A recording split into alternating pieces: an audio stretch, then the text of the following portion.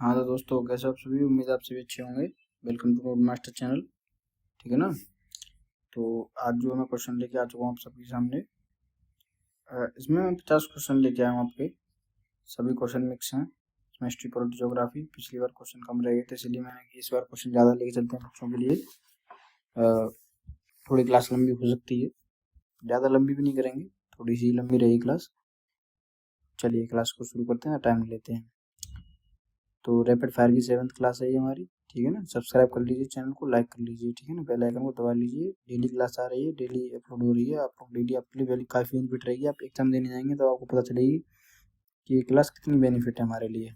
ठीक है ना? चलिए तो शुरू करते हैं अपने पहले क्वेश्चन के साथ। सब्सक्राइब करना ना भूलें। ठीक है? और भारतीय संसद का संयुक्त सत्र कौन बुलाता है? तो प्रधानमंत्री बुलाता है? नहीं। तो राष्ट्रपति बुलाता है, हो सकता है। और लोकसभा का अध्यक्ष, राज्यसभा सभापति, तो ये बुलाता है राष्ट्रपति। ठीक है ना? चलिए क्वेश्चन नंबर 2 पे चलते हैं। भारत का सबसे ऊंचा शिखर कौन सा है? बताइए, बताएंगे?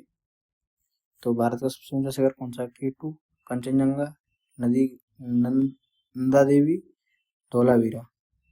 तो सबसे ऊंचा शिखर जो है इस दुनिया का, वो है माउंट एवरेस्ट। ठीक है ना? दुनिया का माउंट एवरेस्ट है। और भारत का पूछा तो भारत का हुआ कंचनजंगा। ठीक है ना? तो जो माउंट एवरेस्ट है ये नेपाल तिब्बत में है। नेपाल और तिब्बत में। ये क्लास क्रॉप हो सकती है इधर से, अगर ये थोड़ा बहुत क्रॉप हो जाए देख लेना। बस मैं कुछ करूँगा इधर से ना क्रॉप हो, इधर से। चलिए अगले क्वेश्चन चलते हैं। मानव शरीर में, बताइए, मानव शरीर में सबसे छोटी हड्डी कौन सी है? हाँ तो दोस्तों बताइए, मानव शरीर में सबसे छोटी हड्डी कौन सी है? नाक की है, कान की है, पैर की है, या हाथ की है? तो मानव शरीर में सबसे छोटी हड्डी जो है वो होती है स्टेप हड्डी। स्टेप हड्डी यानी यह पाई जाती है कान के बीच में। कान के बीच में, इसका नाम है स्टेप हड्डी, स्टेप बोन। ठीक है ना? ठीक है ना? स्ट्रिप बोन, स्ट्रिप बोन कहते हैं शायद इसको, स्ट्रिप बोन भी कहा जाता है इसको। और सबसे छोटी होती है, इसकी लंबाई लगभग 2 से 3 मिलीमीटर की होती है। 2 से 3 मिलीमीटर की। ठीक है ना? चलिए अगला क्वेश्चन है, भारत में योजना आयोग की स्थापना कब हुई? बताएंगे? तो 1947 में, 1948 में, या 1950 में, 1952 में? तो भारत में योजना आयोग, ये क्वेश्चन में थोड़ा डाउट है। चलिए इस क्वेश्चन को मार्क कर देते हैं, क्योंकि इसमें ये नहीं पूछा किस योजना आयोग की हुई, डायरेक्ट ये पूछ ला योजना आयोग की स्थापना। योजना आयोग की स्थापना, चलिए इस क्वेश्चन को डाउट में डाल देते हैं। मैं इसका क्वेश्चन का आंसर जो है, अगर इसमें क्वेश्चन में कोई मिस्टेक हो गई तो मैं इसको सही करके लगा दूंगा। वैसे इसका 1950 का है, प्लानिंग कमीशन जो है 1950 में हुई थी योजना आयोग की स्थापना, प्लानिंग कमीशन की। अब हाँ इसका यही है। चलिए मैंने एक बार और वेरीफाई कर लिया है, योजना आयोग की स्थापना 1950 में हुई। चलिए विटामिन B12 को क्या कहते हैं? बताएंगे विटामिन B12 को क्या कहते हैं? तो थाइमिन, या राइबोफ्लेविन, या कोबालामिन, या नायसिन। तो दोस्तों थोड़ी आवाज़ दिक्कत कर रही होगी, कहीं जा रही होगी, कहीं आ रही होगी। तो इसको कहते हैं हम कोबालमिन। कोबालमिन जो है इसका ऑप्शन नंबर सी सही हो जाएगा। चलिए अगला क्वेश्चन लेते हैं, जल्दी जल्दी क्वेश्चन ऊपर चलते हैं, वीडियो काफ़ी लंबी हो जाएगी। किस नदी को दक्षिण की गंगा कहा जाता है? बताएंगे? दोस्तों 50 सब्सक्राइबर जल्दी करवा दीजिए, क्योंकि कंप्यूटर की सीरीज जो है तभी आएगी जब 50 सब्सक्राइबर पूरे हो जाएंगे। वो लाइव चला करेगी क्लास। तो किसको कहा जाता है, तो पश्चिम गंगा जो कहा जाता है, गोदावरी नदी को कहा जाता है। ऑप्शन नंबर बी सही हो जाएगा इसका। चलिए, बल्ब का फिलामेंट किस धातु से बना हुआ होता है, बताएंगे। बल्ब का फिलामेंट किस धातु से बना हुआ होता है, तांबा से या लोहा से, बताइए, कमेंट करिए पहले आप सभी लोग। तो ये जो बना हुआ होता है, ये बना होता है टंगस्टन से। टंगस्टन से, ऑप्शन नंबर सी इसका सही हो जाएगा। ठीक है ना। ये क्वेश्चन आपका सूर्य के निकटतम ग्रह वाला बताइए। सूर्य के निकटतम ग्रह कौन सा है, बताएंगे आप सभी, ग्रह कौन सा है, सूर्य का निकटतम ग्रह कौन सा है। तो सूर्य का जो निकटतम ग्रह है, बताइए बताइए कि कौन सा है। पृथ्वी है? नहीं। मंगल है? नहीं। शुक्र है? नहीं। ये है बुध ग्रह, इसको ही हम कहते हैं मरकरी। ठीक है ना। एक सेकंड दोस्तों, मैं जरा माइक सही कर लूँ, उसका थोड़ी प्रॉब्लम आ रही। चलिए, आप क्वेश्चन देखिए। आप कौन सा अनुच्छेद समानता का अधिकार है। 2 मिनट दीजिए मुझे।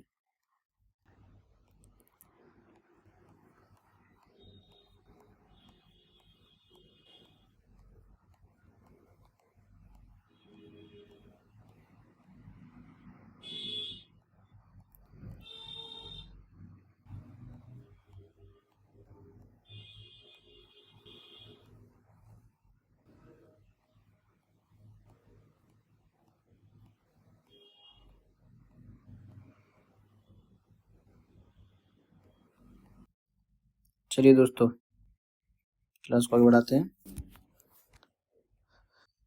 हाँ, तो संविधान का कौन सा अनुच्छेद समानता का अधिकार है, बताएंगे। आपसे 14 है, 15 है, 16 है, 18 है, कौन सा अनुच्छेद है। तो जो समानता का अधिकार है वो अनुच्छेद 14 है। ऑप्शन नंबर बी सही हो जाएगा। अब आपको बताना है, आलू किसका उदाहरण है, बताइए। आलू किसका उदाहरण है, फल का है। ये क्वेश्चन काफी अजीब टाइप का क्वेश्चन आपको लग रहा होगा, पर काफी इम्पोर्टेंट क्वेश्चन भी है। आलू एक फल है? नहीं। पत्ता है? नहीं। जड़ है? नहीं। आलू एक तना है। आप लोग इसमें देख रहे होंगे सब्जियां नहीं मिली, या सब्जी ऑप्शन में नहीं है, सब्जी नहीं मिलेगी आपको, ये तना है। चलिए, भारत का पहला परमाणु परीक्षण कहाँ हुआ था, बताइए। दोस्तों थोड़ा दिक्कत आ रही है वॉइस में, क्योंकि वॉइस कहीं कहीं मिस मैच हो रही है, कहीं कहीं आ रही है, कहीं नहीं जा रही है, इस वजह से थोड़ी दिक्कत आ रही है। मैं कोशिश करूंगा कि सही रहे। तो पोखरण में हुआ था पहला, ठीक है ना, और उसके बारे में बता देता हूँ मैं। राजस्थान में हुआ था, और ये 1974 में हुआ था, 1974 में। ठीक है ना। चलिए, भारत पृथ्वी की सबसे मोटी परत कौन सी है, बताइए। ये क्वेश्चन आपके लिए होमवर्क, ठीक है ना, ये आप मुझे बताएंगे। चलिए अगले चलते हैं। द्वितीय पंचवर्षीय योजना का मुख्य उद्देश्य क्या था, बताइए। तो इसका कृषि विकास था, बताइए। क्या इसका औद्योगिक विकास था, हो सकता है, बताइए। इसका मुख्य उद्देश्य क्या था। तो इसका जो द्वितीय पंचवर्षीय योजना का शिक्षा रोजगार इनमें से कुछ नहीं था। इसका जो था, मैं आपको बता देता हूँ, इसका था इंडस्ट्रियलाइजेशन, यानी उद्योगीकरण। ठीक है ना। ना तो रोजगार था, ना कृषि था, नहीं ये भारी उद्योग का विकास। थोड़ा बैकग्राउंड साउंड आ रही होगी, इस वजह से मैं क्लास को थोड़ा रोक के चला रहा हूँ, क्वेश्चन को धीरे धीरे बोल रहा हूँ ताकि लोगों को समझ में आ जाए। आज थोड़ा ट्रैफिक आई हमारी तरफ में। तो भारत का राष्ट्रीय पक्षी कौन सा, बताइए। तो भारत का राष्ट्रीय पक्षी मोर है। ये क्वेश्चन तो सिंपल है, इस क्वेश्चन को थोड़ा, ठीक है ना। चलिए, सूर्य ऊर्जा किस प्रक्रिया से उत्पन्न होती है बताएंगे। सूर्य ऊर्जा किस प्रक्रिया से उत्पन्न होती है बताएंगे। तो विखंडन, संलयन, जलन या घर्षण बताइए। ऐसा है दोस्तों, मुझे थोड़ी हिंदी कम आती है, इस वजह से थोड़ा हो सकता है कि पढ़ने में मिस्टेक आ रही हो। तो ये होती है संलयन, यानी कि न्यूक्लियर फ्यूजन। न्यूक्लियर फ्यूजन, ठीक है ना। चलिए, बिजली का आविष्कार किसने किया था बताइए। Who invent the electricity. English में भी क्वेश्चन पढ़ दिया मैंने। तो मार्कोनी ने किया था, न्यूटन ने किया था, या बेंजामिन ने किया था, या आइंस्टाइन ने किया था। तो जो बिजली का आविष्कार है ये किया था बेंजामिन फ्रैंकलिन ने। बेंजामिन फ्रैंकलिन, ठीक है ना। चलिए, किस भारतीय नेता को आयरन मैन कहा जाता है बताएंगे। भारतीय नेता को आयरन मैन, ये क्वेश्चन मैं करा चुका हूँ, बताएंगे किसको कहा जाता है। नेहरू जी को, पटेल जी को, गांधी जी को, या सुभाष चंद्र बोस जी को। तो बताएंगे कैसे कहा जाता है। और अगला क्वेश्चन ये है, किस गैस को जीवित गैस कहा जाता है बताइए। दोनों क्वेश्चन बताइए, आप सभी लोग कमेंट करिए किसको कहा जाता है। अगर जो बच्चा सबसे ज्यादा कमेंट करेगा उसी कमेंट में वीडियो में लूंगा। तो आयरन मैन तो कहा जाता है भाई सरदार वल्लभ भाई पटेल जी को कहा जाता है आयरन मैन ऑफ इंडिया, ठीक है ना। अब आते हैं जीवित गैस को कहा जाता है। किस गैस को जीवित गैस कहा जाता है बताएंगे।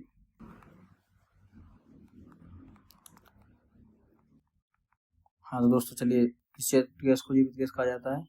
तो दोस्तों मैं क्लास को थोड़ी छुट्टी कर रहा हूँ, बेसिक क्वेश्चन कर रहा हूँ क्लास को। थोड़ी प्रॉब्लम आ रही है वॉइस में, वॉइस आ रही जा रही है, इस वजह से क्लास को मैं 20 मिनट की कर रहा हूँ। बेसिक क्वेश्चन इस क्लास में करवा रहा हूँ मैं, ठीक है ना। क्योंकि वॉल्यूम में दिक्कत आ रही है, तो ऑक्सीजन को कहा जाता है O2 को। चलिए, ये 2 क्वेश्चन मैं करा रहा हूँ, 5 क्वेश्चन आपके इंपॉर्टेंट पॉइंट वाले करवा दे रहा हूँ। इसके बाद मैं क्लास को रोक दूंगा, तो थोड़ी दिक्कत आ रही है क्लास में रिकॉर्ड होने में। चलिए, सबसे बड़ा रेगिस्तान भारत का कौन सा है बताएंगे। कौन सा है भारत का सबसे बड़ा रेगिस्तान। ये क्वेश्चन मैं करा चुका हूँ।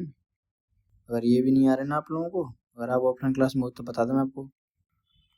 बताइए कौन सा है। कच्छ तो नहीं होगा। चोलिस्तान, ये भी नहीं होगा। सहारा और थार, बताइए कौन सा है दोनों में से। ये क्वेश्चन आपको आना चाहिए, क्वेश्चन मैं करा चुका हूँ। तो ये है थार डेजर्ट, ठीक है ना। पंचतंत्र किसने लिखा था बताइए। किसने लिखा था बताइए। तो पंचतंत्र जो है कालिदास ने, विष्णु शर्मा ने, चाणक्य ने, तुलसीदास ने, किसने लिखा था बताएंगे आप सभी लोग। बताइए भाई किसने लिखा था पंचतंत्र। तो ये लिखा था शर्मा ने, ठीक है ना, विष्णु शर्मा ने।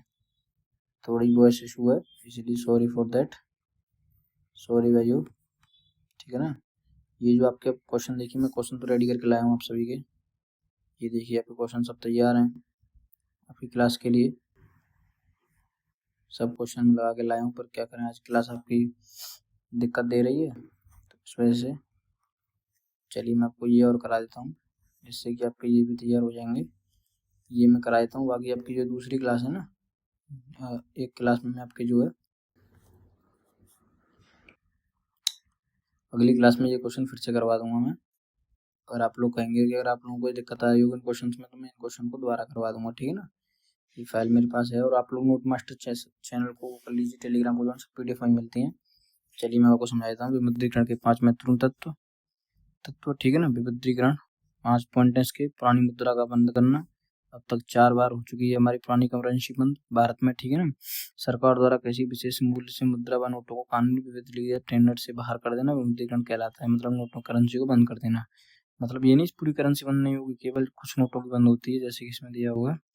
हाँ ये देखिए 4 नंबर पॉइंट, उच्च मूल्य के नोटों को वापस लेना। विमुद्रीकरण आमतौर पर 500 व 1000 या इससे बड़ी मुद्रा को बंद कर दिया जाता है। भारत में 2016 में हुआ था और हाल फिलहाल में 2000 के नोट को भी बंद कर दिया गया है, ठीक है ना।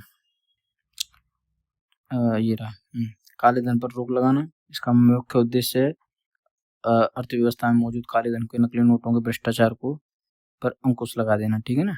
और डिजिटल लेन देन को बढ़ावा देना, UPI, credit card, debit card को बढ़ावा देना, ठीक है ना। नेट बैंकिंग का यूज करवाना। इसका और है अर्थव्यवस्था का पारदर्शिता, इसमें वित्त प्रणाली पारदर्शिता बढ़ती है, संग्रह बेहतर होता है, अर्थव्यवस्था औपचारिक रूप से फॉर्मल होने का वो होता है, ठीक है ना। सॉरी दोस्तों, आज आपकी क्लास पूरी नहीं हो पाई है।